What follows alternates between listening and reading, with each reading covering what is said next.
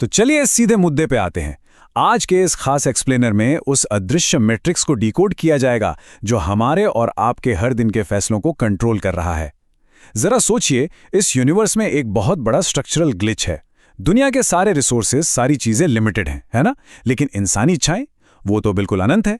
बस आज इसी मैट्रिक्स के पीछे छुपे रूल्स को हम समझने वाले हैं। अब एक बड़ा घर, लेटेस्ट स्मार्टफोन या एक शानदार लाइफस्टाइल की चाहत होना बहुत ही नॉर्मल सी बात है। हर कोई यही चाहता है। लेकिन पेंच यहीं पर फंसता है। अर्थशास्त्र यानी इकोनॉमिक्स की भाषा में इसे स्कार्सिटी या कमी कहते हैं। कड़वा सच ये है कि इस दुनिया में हर किसी के लिए अनलिमिटेड पैसा, समय या रिसोर्सेज मौजूद ही नहीं है। और सच बताएं, कोई भी एडवांस टेक्नोलॉजी इस बेसिक प्रॉब्लम को फिक्स नहीं कर सकती। अगर सब कुछ अनलिमिटेड होता तो जरा सोचिए, इकोनॉमिक्स जैसे सब्जेक्ट की कोई जरूरत ही नहीं पड़ती। इस पूरी पिक्चर को समझने के लिए हम इन 6 अहम हिस्सों पर गौर करेंगे। पहला है स्कार्सिटी का ग्लिच, दूसरा बाजार और व्यापार, तीसरा पैसा, बैंक और मुद्रास्फीति, चौथा जीडीपी और टैक्स का जाल, पांचवां श्रम और संपत्ति, और आखिर में समझेंगे इंसान की आर्थिक मानसिकता। तो चलिए शुरुआत करते हैं पहले हिस्से से, स्कार्सिटी का ग्लिच। जिंदगी में किसी भी फैसले की असली कीमत क्या होती है? चलिए एक एग्जाम्पल से समझते हैं। मान लीजिए रवि नाम का एक 22 साल का स्टूडेंट है। अब रात में उसके पास सिर्फ 3 घंटे बचे हैं। या तो वो कोई नई ट्रेंडिंग वेब सीरीज देख ले या फिर कल के फाइनल एग्जाम के लिए पढ़ाई कर ले। अगर सीरीज देखने का फैसला होता है तो समझ लीजिए उसने हमेशा के लिए अपने एग्जाम के मार्क्स का बलिदान कर दिया। इसी को अपॉर्चुनिटी कॉस्ट या अवसर लागत कहते हैं। मतलब किसी भी चीज की असली कीमत सिर्फ पैसों में नहीं होती, बल्कि उस दूसरे ऑप्शन में होती है जिसे पाने के लिए हमने अपना पहला विकल्प छोड़ दिया। है ना इंटरेस्टिंग? अब आते हैं भाग 2 पर, बाजार और व्यापार तंत्र। तो हमारे पास जो ये लिमिटेड समय और पैसा है, इसे कैसे मैनेज किया जाए? यही एंट्री होती है कंपैरेटिव एडवांटेज की।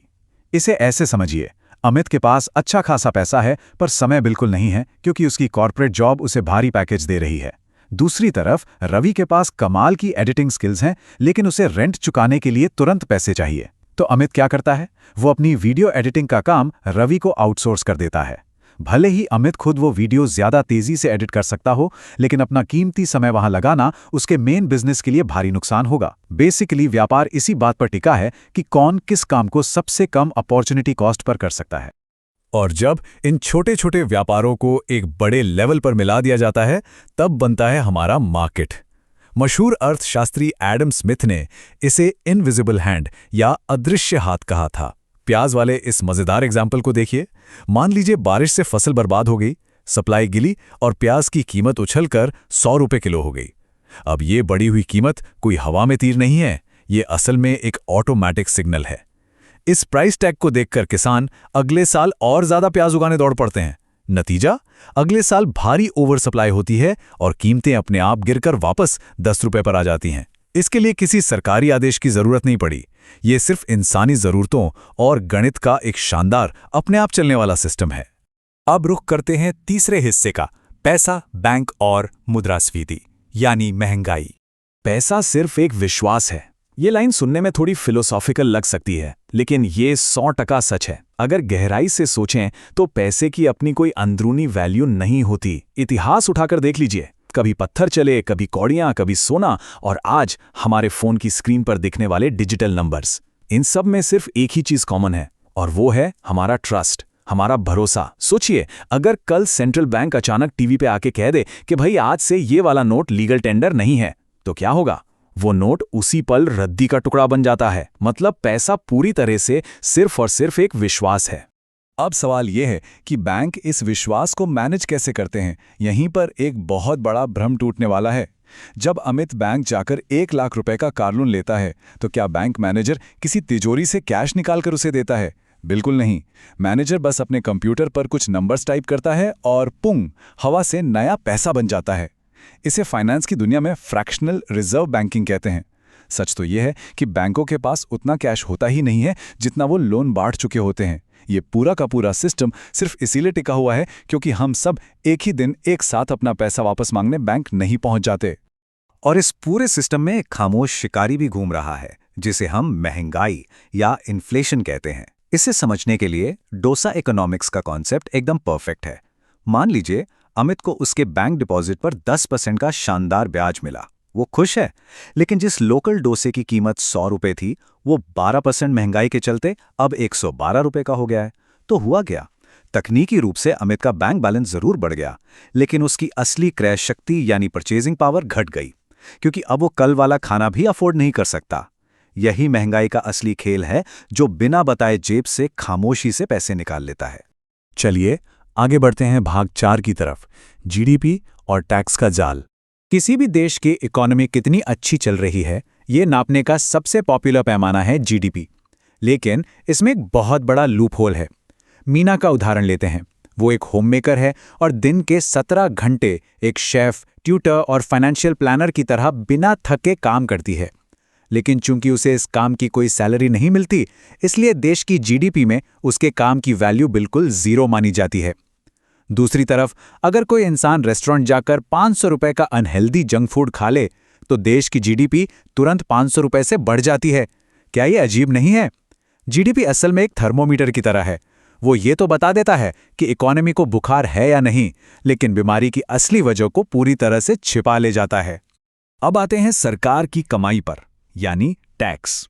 भारत जैसे देश में मुश्किल से 2 से 3% लोग ही डायरेक्ट इनकम टैक्स भरते हैं, ये तो हम सब जानते हैं। लेकिन जो असली जाल है वो है इनडायरेक्ट टैक्स का, जैसे कि अपना जीएसटी। और ये सिस्टम कभी कभी काफी भेदभाव भरा हो सकता है। इसे ऐसे समझिए, अगर एक अरबपति और एक दिहाड़ी मजदूर दोनों एक ही दुकान से 50 रुपए का स्नैक्स का पैकेट खरीदते हैं, तो दोनों उस पर बिल्कुल बराबर टैक्स चुकाते हैं। लेकिन अगर उनकी आमदनी से तुलना करें, तो उस गरीब मजदूर की जेब पर यह टैक्स का बोझ उस अरबपति के मुकाबले कई गुना ज्यादा भारी पड़ता है। हमारा 5वां भाग है श्रम, संपत्ति और असमानता। यहाँ एक बहुत ही कड़वा लेकिन जरूरी सवाल उठता है। एक आम कर्मचारी दिन में 10-10 घंटे पसीना बहाता है, फिर भी उसी कंपनी का सीईओ उससे 300 गुना ज्यादा पैसा क्यों कमाता है? क्या वो सच में 300 गुना ज्यादा मेहनत कर रहा है? बिल्कुल नहीं। असली वजह कुछ और ही है। कैपिटलिज्म यानी पूंजीवाद में सैलरी मेहनत से तय नहीं होती, ये इस बात से तय होती है कि किसी को रिप्लेस करना कितना मुश्किल है। साधारण काम करने वाले लोगों की सप्लाई मार्केट में बहुत ज्यादा है, लेकिन एक ग्लोबल मल्टीनेशनल कंपनी को चलाने वाले सीईओ की सप्लाई बहुत कम है। तो सीधी सी बात है, ये पूरा खेल सिर्फ और सिर्फ रिप्लेसमेंट वैल्यू का है। तो फिर जो पैसा मेहनत से कमाया है, उसे उस खामोश शिकारी यानी महंगाई से कैसे बचाया जाए? इसके लिए इन्वेस्टमेंट मार्केट के अलग अलग लेवल्स को समझना जरूरी है। जैसे स्टॉक्स, जहां रिस्क और रिवॉर्ड दोनों ही आसमान पर होते हैं। फिर आते हैं बॉन्ड्स, जिन्हें काफी सेफ माना जाता है। इसके अलावा डेरिवेटिव्स हैं, जो आजकल ग्लोबल लेवल के दाव बन चुके हैं। और हाँ, क्रिप्टो को कैसे भूल सकते हैं, जो पूरी तरह से डिसेंट्रलाइज्ड और भयंकर वोलाटाइल है। लेकिन इन सब के पीछे का गोल्डन रूल एक ही है, रिस्क और रिटर्न का ट्रेड ऑफ। मतलब जहां प्रॉफिट कमाने का चार्म जितना ज्यादा होगा, वहां पैसा डूबने का रिस्क भी उतना ही बड़ा होगा। और अब हम आ पहुंचे हैं अपने आखिरी और छठे भाग पर, मानव की आर्थिक मानसिकता। अर्थशास्त्र की किताबों से बाहर निकले तो बिहेवियरल इकोनॉमिक्स का एक बहुत ही दर्दनाक सच सामने आता है।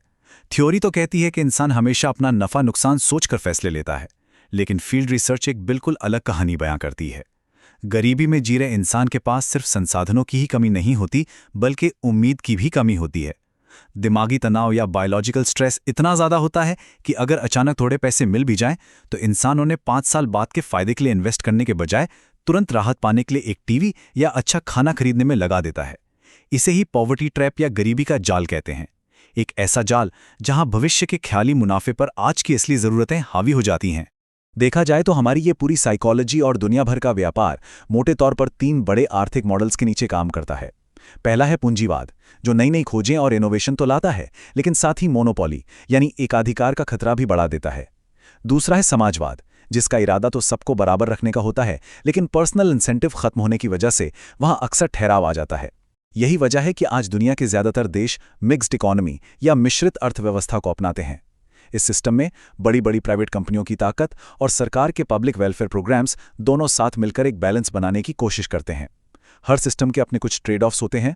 इस पूरे एक्सप्लेनर के आखिर में सोचने लायक एक बहुत ही गहरा सवाल खड़ा होता है। आज हमने देखा कि कैसे स्कार्सिटी एक ऐसी सच्चाई है जिसे झुटलाया नहीं जा सकता, कैसे हर चॉइस के साथ एक छिपी हुई अपॉर्चुनिटी कॉस्ट जुड़ी है, और कैसे महंगाई वेल्थ को दीमक की तरह खा रही है। जो इस रूल सेट को, इस इनविजिबल इकोनॉमिक मैट्रिक्स को डिकोड नहीं कर पाता, वो जिंदगी भर इसी भूलभुलैया में फंसा रह जाता है। लेकिन इन बायसेस, रिस्क और मार्केट के अदृश्य हाथों के बारे में ये नई समझ हमारे डेली लाइफ के फैसलों को पूरी तरह से बदल सकती है। तो सवाल ये है, क्या इस मैट्रिक्स की ये समझ भविष्य के आर्थिक फैसलों की दिशा हमेशा के लिए बदल कर रख देगी?